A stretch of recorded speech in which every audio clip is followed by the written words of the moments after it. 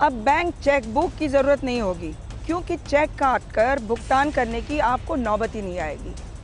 नहीं ज़रूरी होगी बैंक की पासबुक कि आपको पैसे का हिसाब किताब रखने में सुविधा होगी, वैसी नौबत ही नहीं आएगी।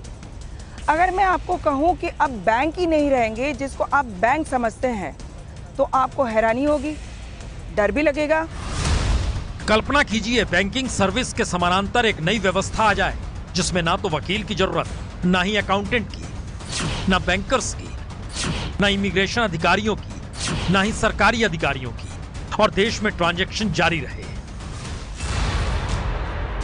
जी, ये वर्चुअल करेंसी का खेल है और दुबई इस टेक्नोलॉजी से जुड़ चुका है और 2020 तक उसकी पूरी ट्रांजैक्शन वर्चुअल यानी ब्लॉकचेन टेक्नोलॉजी पर ही अटकेगी।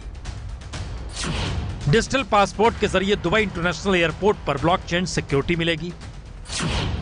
तमाम रियल एस्टेट या संपत्ति से जुड़े ट्रांजैक्शन ब्लॉकचेन के जरिए होंगे।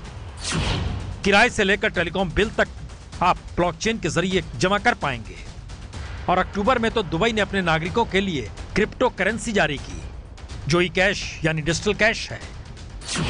क्रिप्टो करेंसी का मतलब है ट्रांजैक्शन के लिए कोई मिडिलमैन नहीं चाहिए।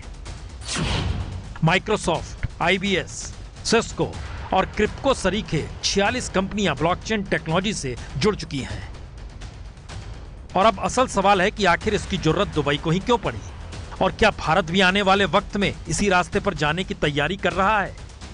दुबई का कहना है उसने तकरीबन 1 करोड़ दस्तावेजों को ब्लॉकचेन टेक्नोलॉजी में डाल दिया है, जिससे दुबई ने 2.5 करोड़ लोगों के काम के घंटे बचा लिए और $1.5 मिलियन टैक्स भी बचा लिया। और दुबई के डायरेक्टर जनरल डॉक्टर आयशा बिन बिशर के मुताबिक उनका मिशन है दुबई दुनिया में सबसे अलग हो, एक लिहाज से हैप्पीएस्ट सिटी ऑफ अर्थ हो, जहां कोई कागजी काम ना हो तो फिर फ्रॉड भी ना हो।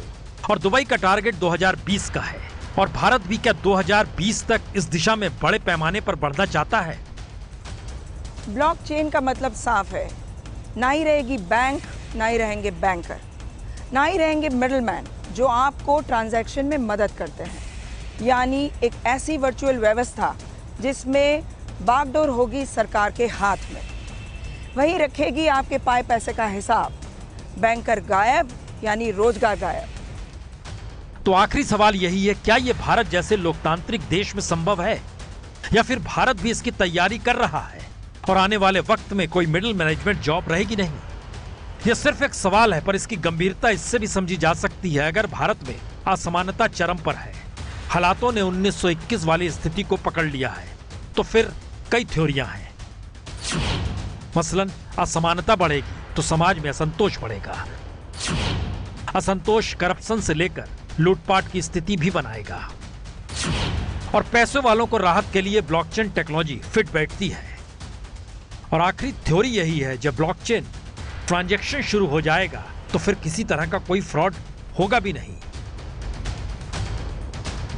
पर सवाल तो यह है, भारत जैसे 125 करोड़ के देश में ब्लॉकचेन टेक्नोलॉजी का मतलब करोड़ों लोगों को बेरोजगार करना भी होगा। तो क्या भारत इस दिशा में बढ़ेगा? हो सकता है, क्योंकि जिस रास्ते मोदी सरकार निकली है उसमें हर पैसे पर निगाह सरकार रखना चाहती है, डिजिटल भारत बनाना चाहती है, फ्रॉड से भारत परेशान है। तो ऐसे में रास्ता यही बचता है जिसे दुनिया अपना रही है।